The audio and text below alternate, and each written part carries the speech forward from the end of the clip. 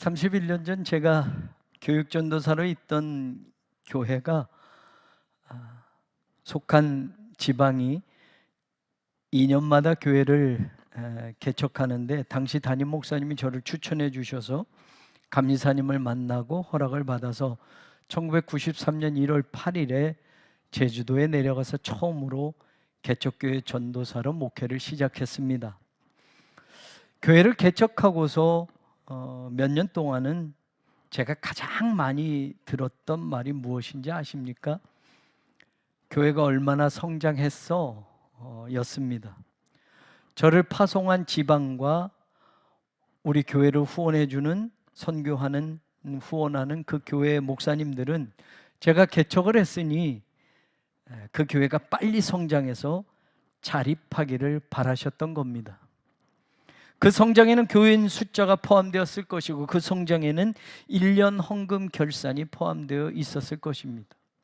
사실 21번째로 교회로 개척된 그 교회는 3년 8개월 목회하는 동안, 그리고 제가 흑석동의 부목사로 부임할 때 지방의 교회가 23개로 늘어났고, 목회하던 교회는 수치상으로는 12번째 교회가 되었습니다.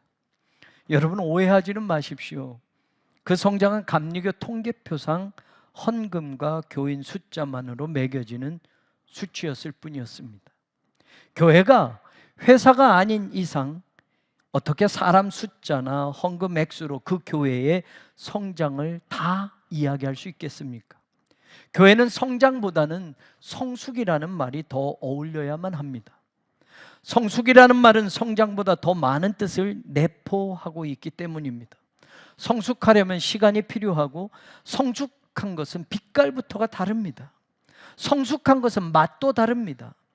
과일도 맛은 아직 들지 않아도 겉으로 크기만 키워서 팔아먹을 수 있습니다.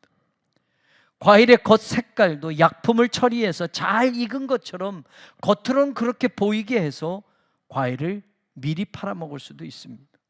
색깔도 크기도 인위적으로 바꿔서 마치 나무에서 다 익은 숙성된 과일처럼, 성숙한 과일처럼 일찍 상품화시켜서 돈을 벌기도 합니다. 그런데 인위적으로 만든 그 과일들은 나무에서 충분히 성숙해서 익은 과일과는 맛이 분명히 차이가 납니다. 고속 성장이란 말은 경제에서 좋아하는 용어일지 모릅니다. 그런데 고속 성숙이라는 말은 경제 용어에는 없습니다. 내면을 말하는 성숙에는 고속이라는 말이 어울릴 수가 없기 때문입니다. 이렇게 인생도 성장보다는 성숙이 더 중요할 때가 있습니다.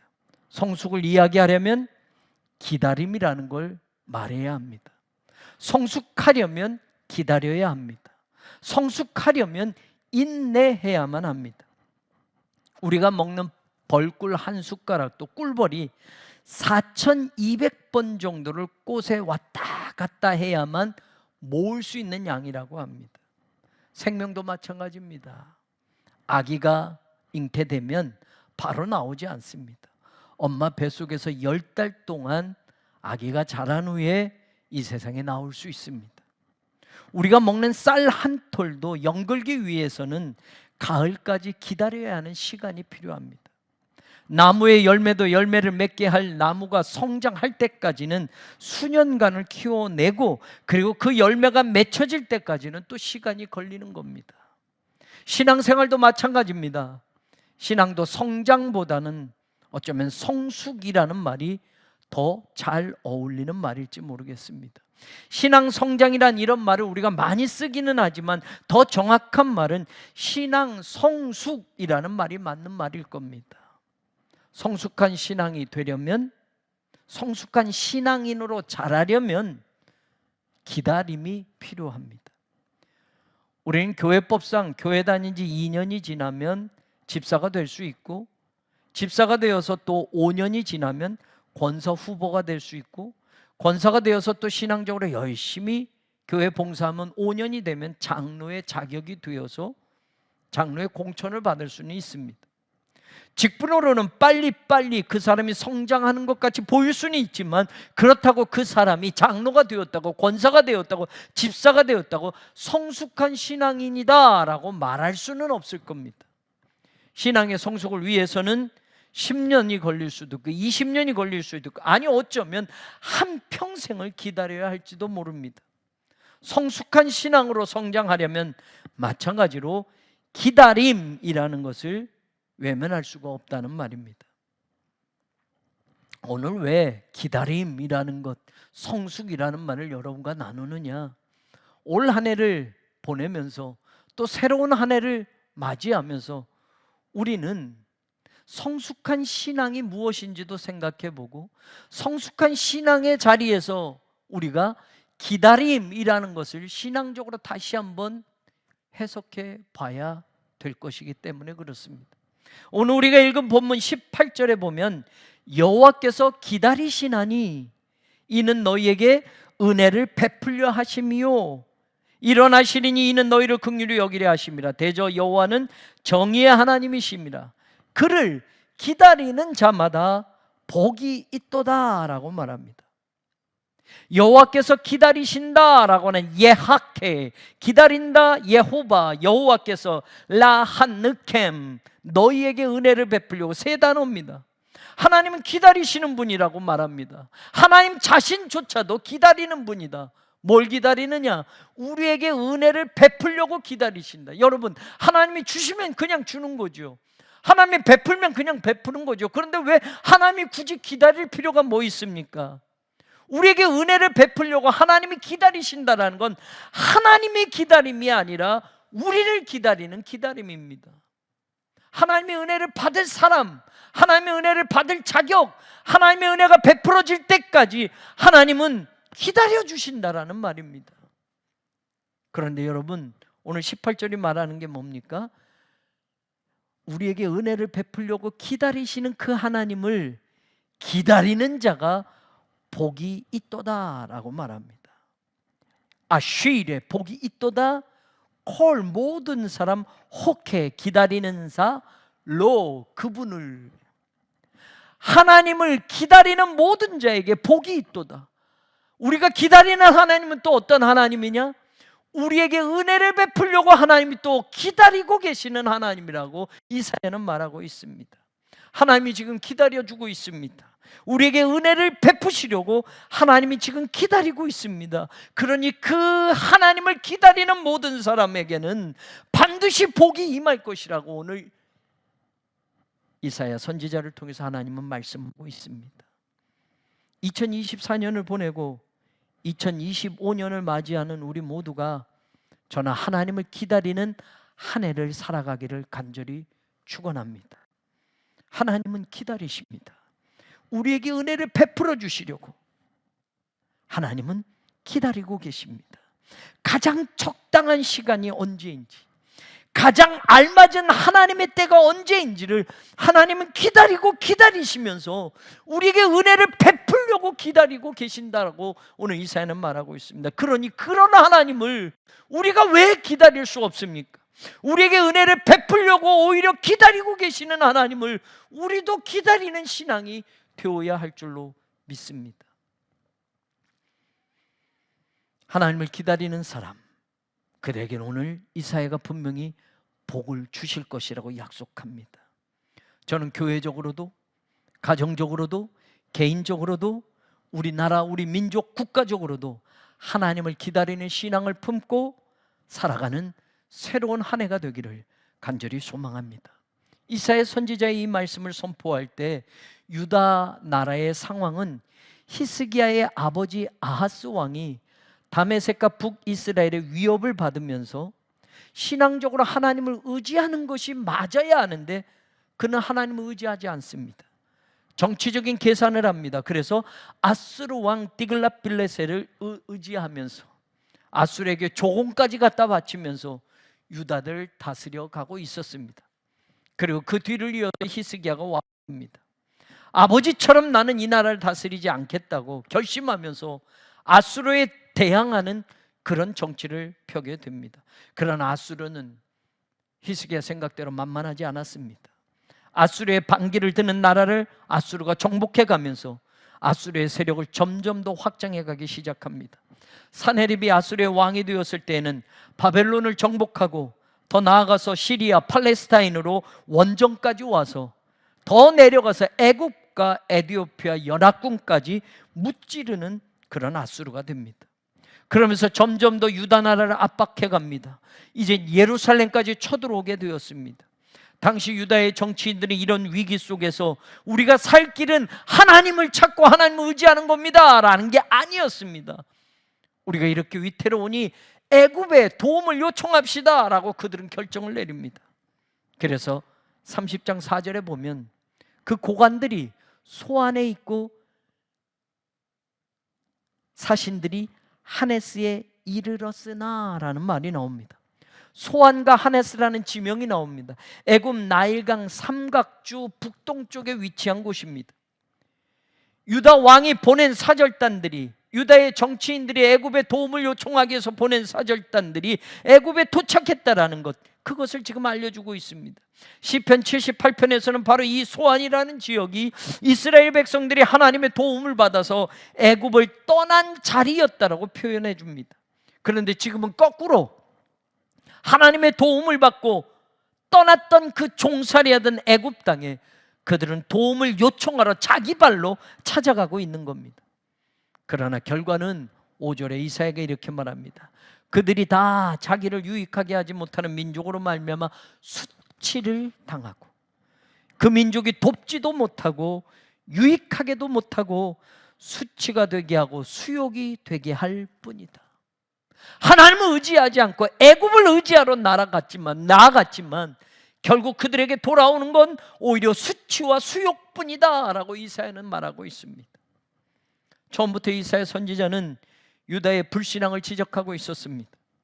30장 1절에서 3절에 보면 여호와께서 이르시되 라고 말하면서 나로 말미암지 아니하였다 라고 말합니다. 그들이 맹세하지만 나의 영으로 말미암지 아니하였다 라고 말합니다. 2절에서는 뭐라고 이야기하냐, 나의 입에 묻지도 않았다 라고 말합니다. 3절에서 뭐라고 말합니까? 바로의 세력이 너희의 수치가 되고 애굽의 그늘의 피함이 너희의 수욕이 될 것이다. 지금 유다가 하나님께 묻지도 않고 하나님의 영으로 맹세하지도 않고 그들 마음대로 했던 이 모든 것들, 하나님의 뜻을 구하지도 않고 하나님께 기도, 하나님을 빼고 결정한 그 모든 행동들, 그 모든 것들이 결국 애굽이 도와줄 줄 알았지만 애굽으로 인해서 수치를 당하고 수욕을 당할 것이라고 하나님 이사야를 통해서 이렇게 말씀하고 있습니다. 더욱 안타까운 것이 무엇이냐, 애굽까지 가는 여정들을 오늘 소개해서 6절에 보면 네게브 짐승들에 관한 경고라, 사신들이 그들의 재물을 어린 나귀 등에 싣고 그들의 보물을 낙타 안장에 얹고 라는 말이 나옵니다. 7절에 애굽의 도움은 헛되고 무익했다. 이 말이 무슨 뜻이냐면 하나님에게는 인색하면서 하나님에겐 기도도 하지 않고 하나님에겐 도움을 요청하지도 않고 하나님께 묻지도 않고 오히려 애굽에다 갖다 바칠 재물들과 보물들을 나귀와 낙타 안장에 잔뜩 싣고 그들이 그 길을 떠났다라는 겁니다. 그런데 네게브 광야 쪽으로 길을 떠나는 겁니다. 암사자, 숫사자, 독사, 불뱀이 나오는 위험하고 공고한 땅을 지나가고 있는 겁니다. 왜 그럽니까? 당시에 애굽으로 가는 정상적인 그 길목들은 모두 아수르 군대가 지키고 있었습니다. 그러니 그들은 사람들이 안 다니는 위험한 광야 쪽으로라도 길을 뚫어서 그곳을 통해서 많은 재물과 보물을 싣고 애굽에다 갖다 줄 그것들을 신고 애굽에 도움을 요청하러 갔다라는 겁니다. 그럼에도 애굽은 전혀 도움이 되지 않았고 그것은 헛되고 무익하였다라고 이사야를 통해서 말합니다. 차라리 그런 열정이면, 차라리 그런 열심이면 그 보물과 그 모든 것들을 가지고 애굽의 도움을 요청하려 치면, 그들이 하나님께 부르짖었다면, 하나님께 인색하지 않고 하나님의 도움을 구했다면, 하나님께 물어보았다면 하나님이 가만히 계셨을 거냐라고 이사야가 반문하고 있는 겁니다. 9절에는 더 나아가서 그들의 신앙의 상태가 나옵니다. 여호와의 법을 듣기 싫어하는 자들. 10절에서는 바른 것을 보이지 말아라, 선지자들에게 말합니다. 유다 백성들이 말합니다. 우리에게 바른 거 말하지 마, 오히려 부드러운 말을 해라. 이 부드러운 말이라고 하는 이 헬카라는 말은 호리는 말, 아첨하는 말이에요. 하나님의 말씀으로 바르게 말해주지 말고 우리 귀에 들리는 좋은 말로만, 우리가 듣기 좋은 말만 해달라고 선지자들에게 말하고 있는 겁니다. 더 나아가서 거짓된 것을 보여라. 진실한 거 아니어도 좋아, 우리에게 잘 된다고, 좋아진다고 거짓말이라도, 거짓된 것이라도 보여줘라 라고 선지자들에게 말합니다. 더 나아가서 11절은 뭐라고 말합니까? 너희는 이스라엘의 거룩하신 이를 우리 앞에서 떠나시게 하라. 선견자들에게, 선지자들에게 유다 백성들이 말합니다. 하나님 제발 우리 곁에서 떠나게 좀 해줘. 여러분, 하나님 좀 불러줘, 하나님 좀 도와달라고 해줘가 아니라 우리에게서 하나님이 떠나시게 해달라고 그들이 말하고 있어요. 더 나아가서 12절에 보면 하나님이 이렇게 말씀하시는데 너희가 이 말을 업신여기고 압박과 허망을 믿어 그것을 의지하였다. 하나님의 법을 듣지도 않았습니다. 하나님의 선지자들에게 좋은 말 하지 말고, 바른 말 하지 말고, 거짓말이라도 좋으니, 아첨하는 말이라도 좋으니 그런 말을 해다오라고 말합니다. 하나님을 우리에게서 좀 떠나가게 해달라고 말합니다.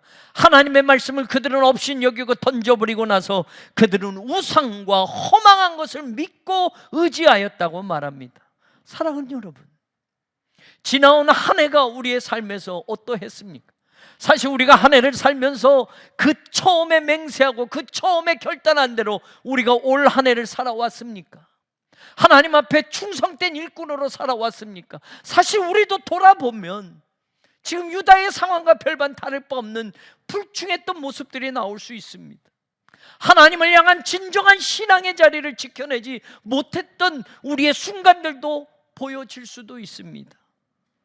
유다 백성들 그 안타까움처럼 하나님을 의지하기보다는 세상의 물질을 더 붙들고 살았던 지난 날들도 있을 수 있습니다. 하나님께 기도하기보다는 세상의 애굽을 찾아 떠나는 것처럼 세상의 무엇을 향하여 떠났던 우리의 인생도 있을 수 있습니다. 오늘 유다 백성들처럼.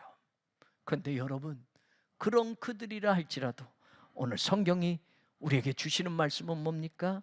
네, 18절. 그러나 여호와께서 기다리시나니 이는 너희에게 은혜를 베풀려 하시며.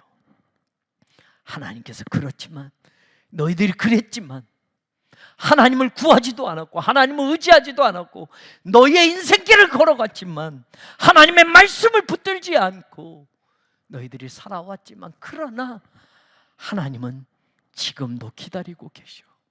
너에게 은혜를 베풀려고 하나님은 기다리고 계셔. 그러니 그를 기다리는 자마다 복이 있도다라고 이사야를 통해서 오늘 이 말씀하고 있습니다. 저는 지난 한 해를 돌아보고 이제 새로운 한 해를 맞이하면서 은혜를 베풀려고 기다리시는 하나님이 저와 여러분의 하나님인 것을 믿으시기를 주님의 이름으로 축원합니다. 기다린다라고 하는 이 예하케는 끝까지 인내하면서 기다린다라는 뜻입니다. 참고 또 참고 기다리는 겁니다. 여러분, 하나님이 은혜를 베풀려고 기다리신다고 하는데 여러분, 하나님이 그 은혜를 거두어 가셔도 그만입니다. 그런데 은혜를 주려고 또 참고 또 참고 또 참고 하나님이 기다려주고 계신다라는 말씀입니다. 그런데 이 시제가 미완료형으로 히브리어에는 나오고 있습니다. 다시 말하면 인내하면서 계속 기다리고 계시는 하나님이라는 겁니다. 뭘요? 우리에게 은혜를 베풀려고, 은혜를 주려고 하나님은 또 참고 기다리시고 또 참고 기다리신다라는 겁니다. 그 하나님이 저와 여러분의 하나님이고 2024년도 우리와 함께 하신 하나님이고 여전히 2025년도에도 우리에게 은혜를 베풀려고 기다려주고 또 기다려주시는 하나님임을 저와 여러분이 믿고 의지하기를 원합니다. 불신하게도 불구하고 돌아올 때까지 끝까지 참고 기다리고 우리에게 은혜를 주려고 베풀려고 기다리시는 그 하나님, 그 하나님을 기다리는 소망의 한 해로 살아가기를 주님의 이름으로 축원합니다. 그 하나님을 기다리는 자에게 복이 있도다 라고 성경이 말하는 것이 이제 새로운 한 해 우리의 신앙의 자리에서 이루어지는 복된 날을 경험하게 되기를 주님의 이름으로 간절히 축원합니다. 우리는 사실 하나님을 기다리는 것보다 하나님이 주시는 무엇을 기다리는 신앙일 때가 참 많았습니다. 하나님 자신을 기다리는 것보다 인생의 이득을 기다리고 내 환경과 조건이 지금보다 더 나아지고 더 올라가기를 기다리는 그런 신앙의 자리가 저와 여러분의 신앙일 때가 많았습니다. 때를 기다릴 때가 많았습니다. 지금보다 좋은 때, 지금 가진 것보다 더 많이 가질 수 있는 그 때를 기다리는 게 신앙으로 되어질 때가 많았습니다. 그런데 오늘 성경은 말해요. 하나님을 기다려라 라고 말합니다. 하나님이 우리의 기다림의 목적이어야지 하나님이 주시는 무엇, 물질, 세상의 어떤 자리가 저와 여러분의 기다림의 대상이 되어서는 안 된다고 가르치는 겁니다. 하나님을 기다려봐라. 그러면 그것이 복이 되게 하실 것이라고 말합니다. 여러분, 다윗이 내가 사망의 음침한 골짜기로 다닐지라도 해받음을 두려워하지 않으면 주께서 나와 함께 하심이라는 이 고백이 여러분 하나님을 기다리는 신앙이 아니면 나올 수가 없습니다. 때를 기다리면, 인생의 조건을 기다리면, 지금 내가 사망의 음침한 골짜기를 가고 있다고 한다면 끝났네, 하나님이 내게서 떠났네, 하나님은 없네, 나는 이제 절망의 사망의 길을 걸어가네, 큰일 났네 라고 할 수 있잖아요. 그런데 다윗은 사망의 음침한 골짜기를 지나가는 그 순간도 나는 두려워하지 않아. 왜요? 그가 기다리는 것은 하나님이지 그가 왕이 되어서 이스라엘의 왕으로 올라가는 그 보좌를 기다리는 게 아니기 때문에 그렇습니다.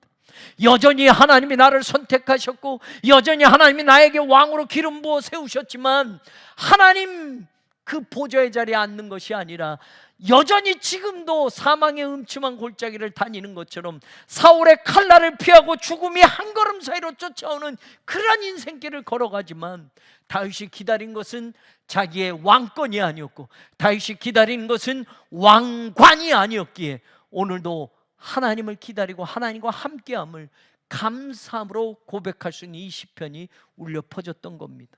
하나님을 기다리는 신앙이 되기를 원합니다.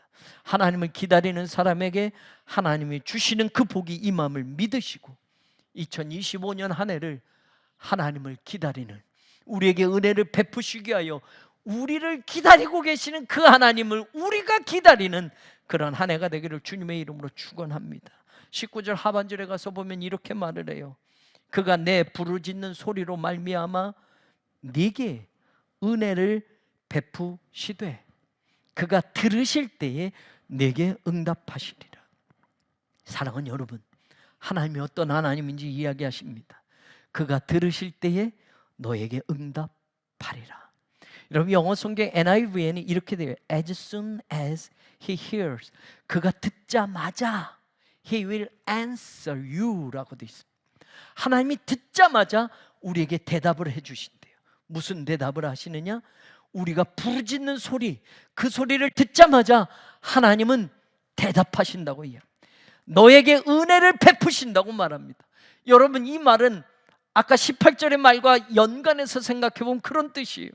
하나님이 우리에게 은혜를 베푸시려고 기다리신다 라고 말하고 그를 기다리는 자가 복이 있도다 라고 말하는데 하나님은 우리가 부르짖는 소리를 듣자마자 들으실 때에 너에게 응답하신다, 너에게 은혜를 베푸시되 라고 말합니다. 그러니 여러분, 하나님이 기다리시는 것, 우리에게 은혜를 베푸시기 위해 기다리시는 것이 무엇을 기다리느냐? 우리가 하나님께 부르짖기를 기다리고 있는 거예요. 여러분, 곤고한데 어려운데 유다 백성들처럼 하나님에게 구하지도 않고 하나님을 찾지도 않는 유다 백성들, 지금 부르짖어라. 부르짖을 때 내가 그것을 듣자마자 너에게 응답할 거야, 너에게 은혜를 베풀 거야 라고 말씀하시는 이 말씀, 저와 여러분에게 주시는 말씀이 되기를 주님의 이름으로 간절히 축원합니다. 2025년 우리가 부르짖는 그 소리를 듣자마자 우리에게 응답하실 거라고 약속하신 그 하나님을 만나는 축복의 한 해가 되기를 주님의 이름으로 간절히 축원합니다. 은혜를 베풀 예전에 많이 설명했던 단어예요. 이 베풀다라는 하나니라는 동사는 말입니다, 높은 곳에 있는 분이 낮은 곳에 있는 사람에게 호의를 베풀려고, 높은 곳에 있는 사람이 뭔가를 주려면 높은 곳에 있는 사람이 구부려야만 됩니다. 그래서 높은 곳에서 구부리다라는 뜻이, 아랫사람에게 호의를 베풀기 위해서 몸을 굽힌다라는 뜻이 있습니다. 우리가 높은 사람을 만나면 우리가 우리의 몸을 굽으려서 절을 하고 그에게 간청을 하는 것처럼, 높은 곳에 있는 왕이 백성에게 은혜를 베풀려면 그 보좌에서 내려오거나 자기의 허리를 굽혀서 그 백성에게 호의를 베풀고 은혜를 베푸는 것처럼, 이 뜻은 구부리다라는 뜻이 담겨져 있어요. 하나님이 우리에게 은혜를 베푸시는데, 하나님이 우리를 향해서 구부려서, 하나님의 몸을 구부려서 높은 보좌를 버리시고 내려오셔서 우리에게 은혜를 베푸셨던 것처럼, 바로 이 단어가 그런 뜻입니다. 하나님은 부르짖는 자에게 응답하십니다. 하나님은 부르짖는 그에게 듣자마자 은혜를 베푸시기 위하여 당신의 몸을 구부려 가면서까지 그 은혜를 베풀어 주시는 분이라고 오늘 이야기를 합니다. 여러분, 2025년 한 해 그 하나님을 만나는 축복의 한 해가 되기를 주님의 이름으로 간절히 축원합니다. 마지막으로 좀 넘어가서 이야기할게요. 시간이 가니까. 여러분, 마지막에 보면 26절에 이런 말을 합니다. 여호와께서 자기 백성의 상처를 싸매시고 그들의 맞은 자리를 고치시는 날에는 달빛은 햇빛 같겠고 햇빛은 7배가 되어서 7날의 빛과 같으리라 라고 약속합니다.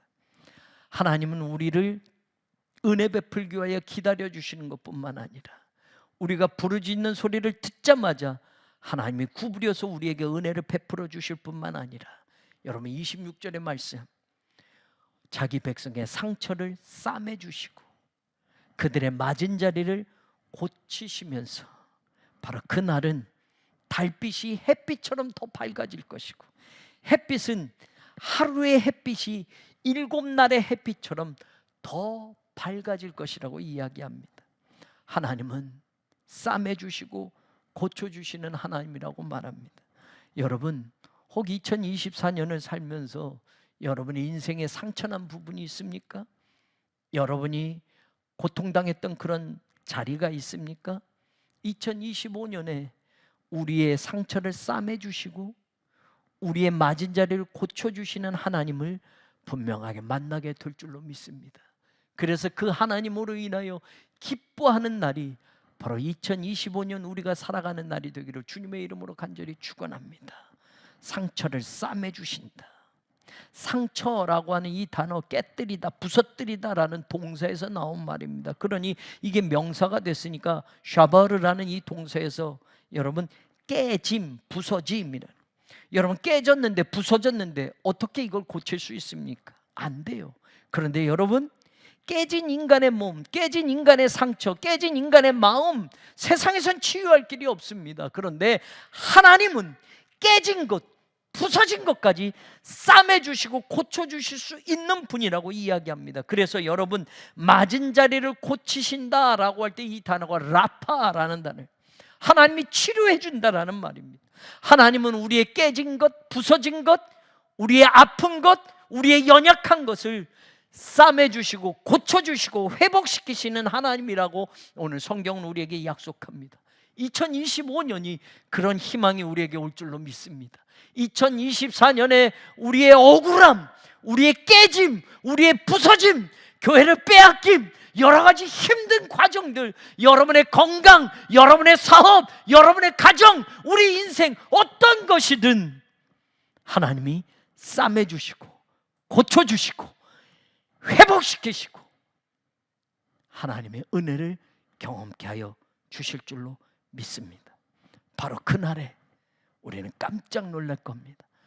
달빛이 햇빛처럼 찬란하게 빛날 것이고 햇빛은 7배로 더 밝아질 것이라고 말하는 것처럼 은혜를 베풀이고 기다리시는 하나님, 우리에게 응답해 주시는 그 하나님, 그리고 오늘도 우리의 깨지고 부서진 인생도 싸매어 주시고 고쳐주시는, 그래서 우리에게 찬란한 하나님의 영광과 은혜를 7배의 축복을 허락하시고 7배의 햇빛을 허락하셔서 우리 인생을 다시 밝히시는 그 하나님을 오늘 저와 여러분이 만나시고 2024년을 마무리하고 새로운 2025년을 그 하나님을 기다리며 소망으로 시작하게 되기를 주님의 이름으로 간절히 축원합니다.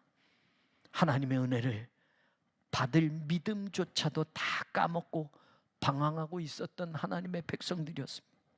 패역한 백성들이었고 거짓말하는 백성들로 하나님의 말씀을 듣기조차도 싫어했던 그들이었습니다. 그런데도 하나님이 기다려 주신다고 말씀합니다. 그런데도 너희가 나를 부르짖으면 내가 듣자마자 너희에게 응답해 줄 거야 라고 약속합니다. 하나님께서 은혜의 단비를 내려주셔서 우리의 깨진, 우리의 부서짐을 고쳐주시고 싸매어 주셔서 다시 회복시켜 주시겠다고 약속합니다. 우리에게 은혜를 베풀리고 기다리시는 그 하나님을 우리가 기다리는 그런 복된 한 해가 되기를 주님의 이름으로 간절히 축원합니다.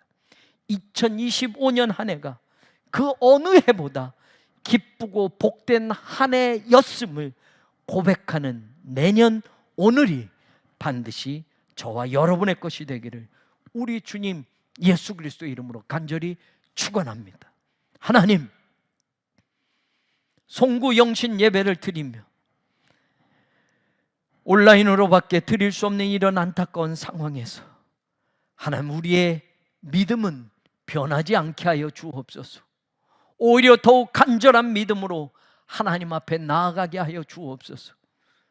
편하게 자유롭게 예배드릴 공간은 우리에겐 없지만 지금 있는 가정에서, 지금 있는 사랑하는 가족들과 함께 하나님을 바라보는 그 신앙의 눈은 하나님 변하지 않게 하소서. 아니, 이전보다 더 큰 믿음으로, 이전보다 더 7배 강한 헌신과 약속과 결단과 믿음으로 하나님을 기다리게 하여 주옵소서. 예수 그리스도의 이름으로 간절히 기도 올리옵나이다. 아멘.